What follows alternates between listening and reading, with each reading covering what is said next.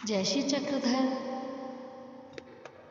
मेरे श्री गुरुवर और सभी संतजनों को मेरा सादर दंडवत प्रणाम और सभी प्रेमी भक्तों को मेरा जय श्री कृष्ण। आइए आप सभी प्रेमी भक्त मिलकर मेरे साथ लीला चिंतन कीजिए। तो आज की हमारी लीला है उमाइसा को सांत्वना दे प्रदान करना। पूर्वार्ध लीला क्रमांक है 563। उसी दिन भगवान रामनाथ मंदिर के बाहर एक बड़ के वृक्ष के नीचे आसन पर विराजमान थे। थोड़े समय के बाद उस नाले के दूसरी तरफ उमाइसा भगवान के दर्शन के लिए आई। फिर उसने भगवान से कहा, भगवान मैं आपके पास उधर आना चाहती हूँ।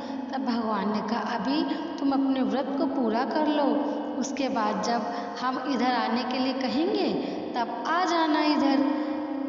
तुम्हें अपने व्रत की सीमा का उल्लंघन नहीं करना चाहिए।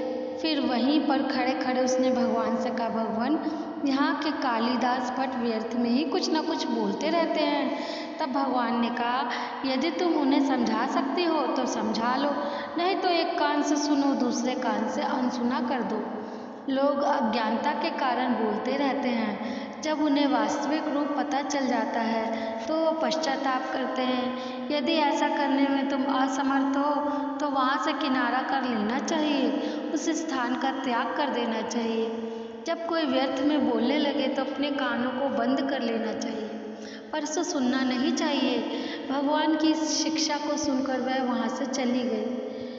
लीला का हेतु है कर्म राहटी अर्थात देवता भक्ति में यदि कोई पुण्य रूप क्रिया कर रहा है तो उसकी विधि में किसी प्रकार की कोई बाधा उत्पन्न नहीं होनी चाहिए। इसका ध्यान रखना यह ईश्वर का नियम है। अविधि हो जाने पर उस क्रिया का उसे कोई फल प्राप्त नहीं हो सकता। इसके विपरीत देव राहटी परमेश्वर की अनन्य निष्काम भक्ति में परमेश्वर परिवर्तन कर सकते हैं, क्योंकि इस क्रिया में लेप नहीं लगता, अधिकार और योग्यता होती है। अगली हमारी लीला है खीरे लाने पर वैजोबा का भृंगी नामकरण। पूर्वार्ध लीला क्रमांक है 564। वैजोबा पूरी गांव में रहता था। वह अपने खेत में से कुछ पके हुए और कुछ हरे खीरे एक माट में भरकर गोदावरी गंगा के पानी में तैरते हुए वहां नाले के किनारे पर ले आया। उस समय भगवान रामनाथ मंदिर की चौकी पर आसनस्थ थे।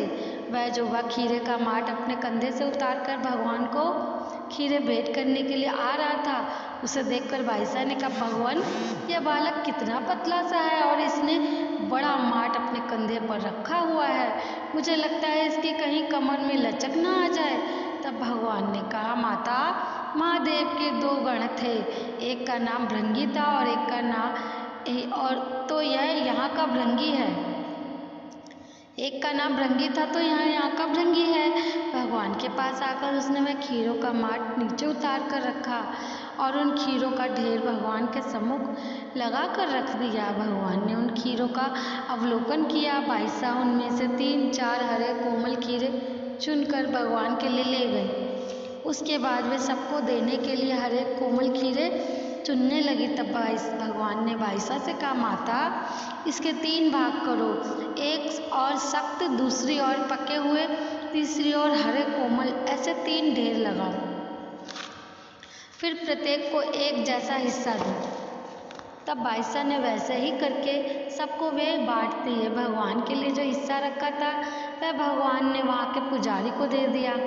फिर भगवान ने उन खीरों को खाया और सब भक्तजनों ने उन्हें ग्रहण किया। आगे लीला का हेतु है वैजोबा बड़ी मेहनत करके वे खीरे भगवान के लिए लाया। फिर भगवान ने प्रसन्न मन से उन्हें खाया, भक्तजनों ने भी खाया। उससे वैजोबा को पुण्य लाभ प्राप्त हुआ। खीरे भगवान के लिए तोड़े थे, इसलिए उसे हिंसा दोष भी नहीं लगेगा। अगली हमारी लीला है काल स्फोट व्यथा हरण। पूर्वार्ध लीला क्रमांक है 565।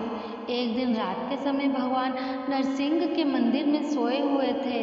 नरसिंह मंदिर की पुजारिन का नाम ललताईसा था। उसे रात को काल स्फोट अर्थात जहरीला मौत का फोड़ा हो गया था। उससे उसे असह्य पीड़ा हो रही थी। वह अपनी कुटिया में आधी अंदर आधी बाहर लेटी हुई जोर जोर से कराहते हुए कह रही थी, हे भगवान मेरी रक्षा करो, नहीं तो मुझे मौत दे दो। भगवान दौड़ कर आओ, मेरी रक्षा करो, नहीं मुझे बचा सकते तो मुझे मौत दे दो।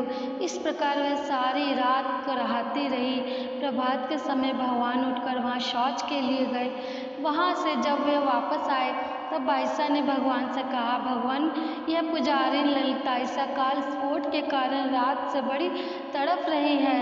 दयालु भगवान उसी समय वहाँ उसकी कुटिया में गए। उनके साथ बाईसा भी थी। वहाँ जाकर भगवान ने उसके फोड़े के ऊपर अपने चबाए हुए पान की पीक डाल दी।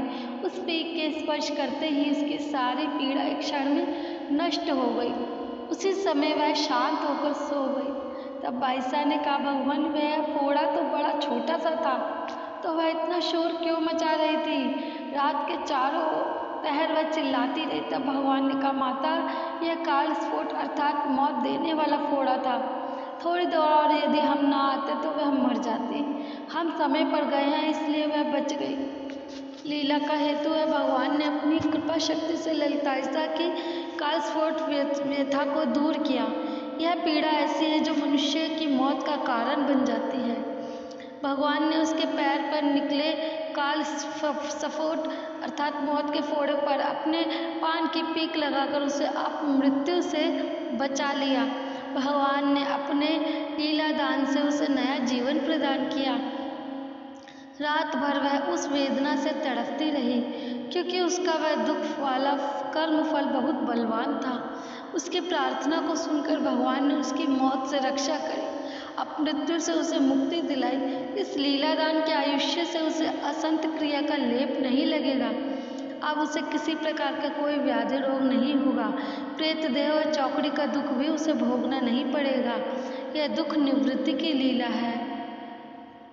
कितनी सुंदर लीला! हमारे परमेश्वर, हमारे चक्रधर स्वामी हमारा दुख अगर सुन लेते हैं तो वो इस तरह से हमें दुखों से निकालते हैं कि हमारे सारे नरकों से हमें छुड़ा देते हैं। हमारे परमेश्वर कितने दयालु हैं। ऐसे परमेश्वर को हमें अपने को उन्हें सौंप देना चाहिए, क्योंकि वो उनसे ज़्यादा हितकर हमारे लिए कोई भी नहीं है। इसी शुभ चिंतन के साथ मैं आप सबसे विदा लेती हूँ। मिलते हैं कल एक नई लीला के साथ। तब तक के लिए आप सभी को मेरा जय श्री कृष्ण, जय श्री चक्रधर।